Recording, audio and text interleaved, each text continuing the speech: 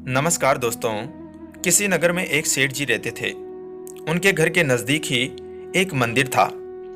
एक रात्रि को पुजारी के कीर्तन की ध्वनि के कारण उन्हें ठीक से नींद नहीं आई। सुबह उन्होंने पुजारी जी को खूब डांटा कि यह सब क्या है। पुजारी जी बोले कि एकादशी का जागरण कीर्तन चल रहा था। सेठ जी ने कहा, जागरण कीर्तन करते हो तो क्या हमारी नींद हराम करोगे? अच्छी नींद के बाद ही व्यक्ति काम करने के लिए तैयार हो पाता है, फिर कमाता है, तब खाता है। पुजारी जी बोले, सेठ जी, खिलाता तो वह खिलाने वाला ही है। सेठ जी ने कहा, कौन खिलाता है? क्या तुम्हारा भगवान खिलाने आएगा? पुजारी जी बोले, वही तो खिलाता है। सेठ जी ने कहा, क्या भगवान खिलाता है? हम कमाते हैं तब खाते हैं। पुजारी जी बोले, निमित्त होता है तुम्हारा कमाना और पत्नी का रोटी बनाना। बाकी सबको खिलाने वाले, सबके पालनहार तो वह जगन्नाथ ही हैं। सेठ जी ने कहा, क्या पालनहार पालनहार लगा रखा है? बाबा आदम के जमाने की बातें करते हो? क्या तुम्हारा पालने वाला एक एक को आकर खिलाता है? हम कमाते हैं तभी तो खाते हैं। पुजारी जी बोले, सभी को वही खिलाता है। सेठ जी ने कहा, हम नहीं खाते उसका दिया। पुजारी जी बोले, नहीं खाओ तो मार कर भी खिलाता है। सेठ जी ने कहा, पुजारी जी, अगर तुम्हारा भगवान मुझे 24 घंटों में नहीं खिला पाया तो फिर तुम्हें अपना यह भजन कीर्तन सदा के लिए बंद करना होगा। पुजारी जी बोले, मैं जानता हूं कि तुम्हारी पहुंच बहुत ऊपर तक है, लेकिन उसके हाथ बड़े लंबे हैं। जब तक वह नहीं चाहते तब तक किसी का बाल भी बांका नहीं हो सकता। आजमा कर देख लेना। पुजारी की निष्ठा फरकने के लिए सेठ जी घोर जंगल में चले गए और एक विशालकाय वृक्ष की ऊंची डाल पर यह सोचकर बैठ गए कि अब देखता हूं इधर कौन खिलाने आता है। 24 घंटे बीत जाएंगे और पुजारी की हार हो जाएंगी। सदा के लिए कीर्तन की झंझट मिट जाएगी। तभी एक अजनबी आदमी वहां आया। उसने उसी वृक्ष के नीचे आराम किया, फिर अपना सामान उठाकर चल दिया, लेकिन अपना एक थैला वहीं भूल गया या छोड़ गया, यह भगवान ही जाने। थोड़ी देर बाद 5 डकैत वहां पहुंचे। उनमें से एक ने अपने सरदार से कहा, उस्ताद, यहां कोई थैला पड़ा है। क्या है जरा देखो। खोलकर देखा तो उसमें गर्मा गर्म भोजन से भरा टिफिन था। उस्ताद, भूख लगी है, लगता है यह भोजन भगवान ने हमारे लिए ही भेजा है। अरे तेरा भगवान यहाँ कैसे भोजन भेजेगा?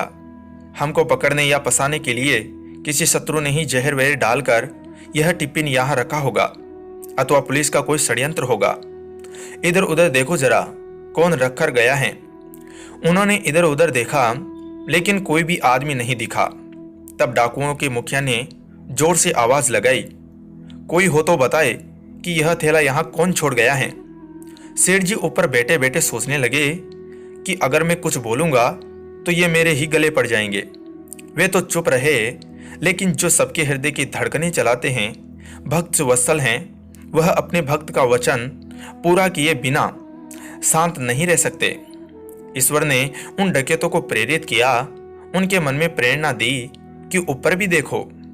उन्होंने ऊपर देखा तो वृक्ष की डाल पर एक आदमी बैठा हुआ दिखा। डकैत चिल्लाए, अरे नीचे उतर। सेठ जी बोले, मैं नहीं उतरता। डकैत ने कहा, क्यों नहीं उतरता? यह भोजन तूने ही रखा होगा। सेठ जी बोले, मैंने नहीं रखा, कोई यात्री अभी यहाँ आया था, वही इसे यहाँ भूलकर चला गया। डकैत ने कहा, नीचे उतर, तूने ही रखा होगा जहर मिलाकर, और अब बचने के लिए बहाने बना रहा है। अब तुझे यह भोजन खाना पड़ेगा। सेठ जी बोले, मैं नीचे नहीं उतरूंगा और खाना तो मैं कतई नहीं खाऊंगा। डकैत ने कहा, पक्का तूने खाने में जहर मिलाया है, अब नीचे उतर और ये तो तुझे खाना ही होगा। सेठ जी बोले, मैं नहीं खाऊंगा, नीचे भी नहीं उतरूंगा। अरे कैसे नहीं उतरेगा? सरदार ने एक आदमी को हुक्म दिया, इसको जबरदस्ती नीचे उतारो।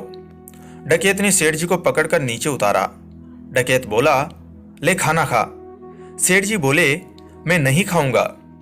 उस्ताद ने चटाक से उसके मुंह पर तमाचा चढ़ दिया। सेठ जी को पुजारी जी की बात याद आ गई कि नहीं खाओगे तो मार कर भी खिलाएंगे। सेठ जी फिर बोले, मैं नहीं खाऊंगा। डकैत बोला, अरे कैसे नहीं खाएगा, इसकी नाक दबाओ और मुंह खोलो।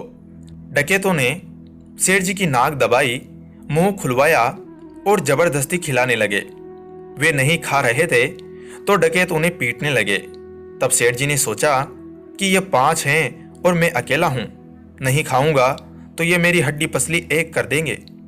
इसलिए चुपचाप खाने लगे और मन ही मन कहा, मान गए मेरे बाप, मार कर भी खिलाते हैं। डकैतों के रूप में आकर खिलाए, चाहे भक्तों के रूप में आकर खिलाए, लेकिन खिलाने वाले तो आप ही हैं। आपने पुजारी की बात सत्य साबित कर दिखाई। सेठ जी के मन में भक्ति की धारा फूट पड़ी। उनको मार पीट कर डकैत वहां से चले गए तो सेठ जी भागे और पुजारी जी के पास आकर बोले, पुजारी जी मान गए आपकी बात कि नहीं खाए तो वह मार कर भी खिलाते हैं। दोस्तों, सत्य यही है कि परमात्मा ही जगत की व्यवस्था का कुशल संचालन करते हैं। अतः परमात्मा पर विश्वास ही नहीं बल्कि दृढ़ विश्वास होना चाहिए। धन्यवाद दोस्तों।